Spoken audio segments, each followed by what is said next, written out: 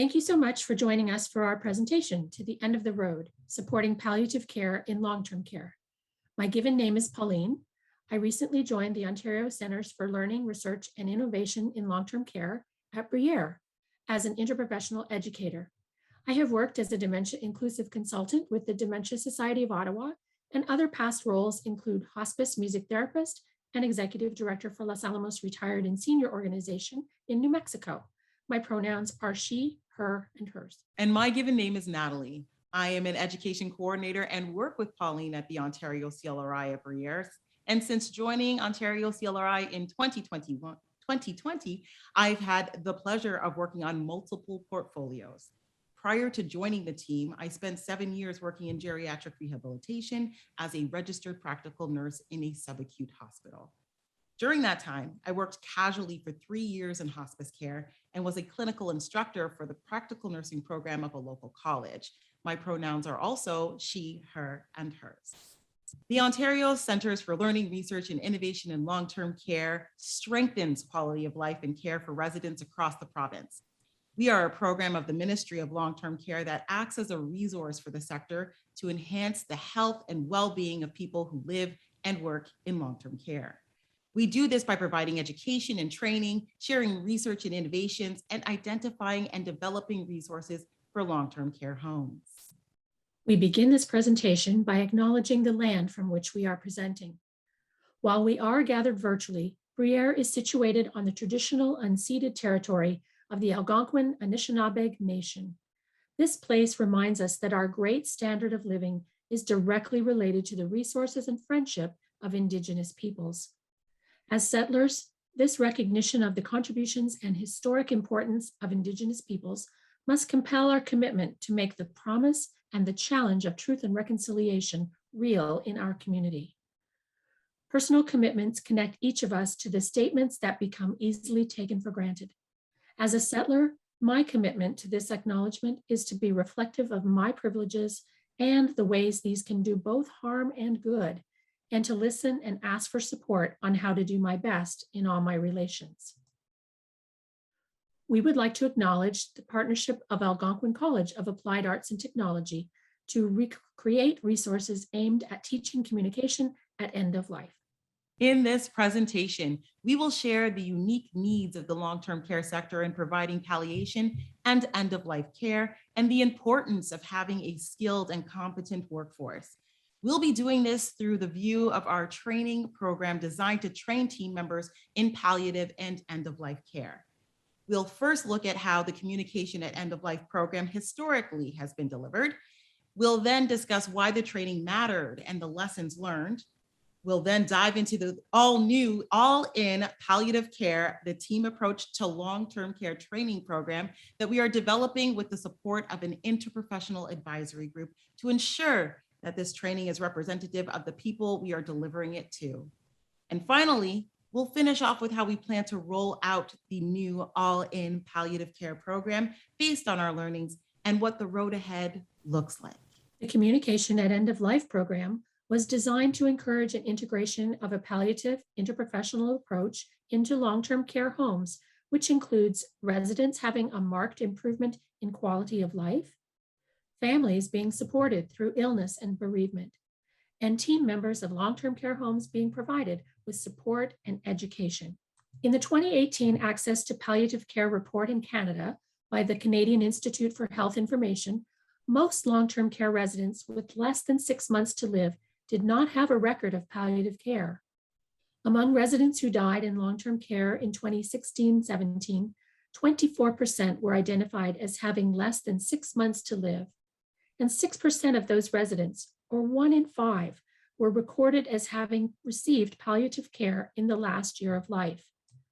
The report indicates that even though few long-term care residents had formal palliative care in the last year of life, it is likely that many got care that was palliative in nature, as most long-term care homes consider end-of-life care to be a vital part of their practice. The Communication at End of Life program was a tool to support improved communication within the circle of care, to promote resilience, and to serve as a means to increase retention within the interprofessional team. Let's take a look at what led us to this new program offering. Everyone has their own thoughts, feelings, and beliefs around death and loss. Transitioning to end-of-life care can be a difficult time for a resident and their loved ones, and our program works in an effort to foster therapeutic relationships to increase levels of comfort with the palliative care philosophy. The program offers bilingual education materials and combines didactic, peer-to-peer, and scenario-based learning. We'll go through each of these pieces of the new program to highlight what we've learned from a program delivery standpoint and highlight the needs and capacity of the long-term care sector surrounding palliative and end-of-life care. Starting off with the train the trainer piece, at varying times, the Ontario Ministry of Long-Term Care will commission us at the Ontario CLRI at Briere to facilitate the CEOL Education Fund for Long-Term Care. Evidence shows that a well-trained and motivated interprofessional team is essential for resident-centered care. The objective of the CEOL Education Fund is to create an environment of organizational culture change that supports the continuous improvement of long-term care team members' skills in providing palliative care to residents. Phase 1 is the train the trainer model, and it provides educators in long-term care a full understanding of the program, enabling them to deliver education to their own teams. Phase 2 is in-home training, where team members access training within their homes, facilitated by the trained trainer from Phase 1. This program provides backfill wage support and travel assistance for long-term care homes to participate. Due to significant health and human resource challenges, the train the trainer piece has been on hold since the onset of the pandemic. But in the last 2 years, we've reached 212 long-term care homes. That's a third of the homes in Ontario. Now looking to the previous in-home education piece, where trainers delivered the training to their own teams. Due to the growing shortage of frontline team members, we revised and adapted the training to be delivered in a single day. One 7-hour session with 1 hour of e-learning was to be taken in advance. This reduced training hours from 12 to 8 hours. 23 homes expressed interest to participate in the training during the pandemic. Just to provide some context here, over the last 2 years, 76 homes have facilitated in-home training to their team members. A couple of months into the training timeline, many of these 23 homes canceled their in-home training due to various reasons, such as in-person training being suspended due to ministry directives, the program trainers within the home no longer having capacity, or the home no longer having access to the program trainers. As an alternative, we provided multi-home virtual training to team members by our own facilitators via Zoom. The Briere Research Institute conducted a research study to look at the impact of the formally titled CEOL education program and assess the confidence and capacity of the long-term care staff to engage in end-of-life conversations. Specifically, they looked at the difference in long-term care team members' confidence and capacity prior to the COVID-19 pandemic versus during the pandemic. All participants had previously completed the program, and the vast majority were 30 to 39 and 50 to 59 years old. 50% were PSWs, 21.4% were directors of care and senior management, 17.7% were nurses, and 10.7% were recreational therapists, spiritual health practitioners, and trainers. Approximately half of participants worked as either a palliative care lead or a palliative care champion within their homes. Let's look at the data from this study. The domain of relationships with families and residents, we see the largest shift occurred in the statement in gray.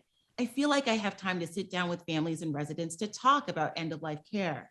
Before the pandemic, just 26% of long-term care staff felt that they had this time, and the percentage decreased by 16% during the pandemic, which speaks to the impact on the sector. In the organization support domain, the largest shift is in the statement in yellow. My long-term care home has a designated interprofessional palliative care team that meets regularly to discuss the needs of the residents. Before the pandemic, 78% of long-term care staff identified having an interprofessional team designated to palliative care. And during the pandemic, that decreased by 17%, which is shocking since this type of designated team was needed more than ever before, but also speaks to the reduced capacity of the sector during that time. For the domain of active participation in end-of-life care, the largest shift occurred in the statement in green.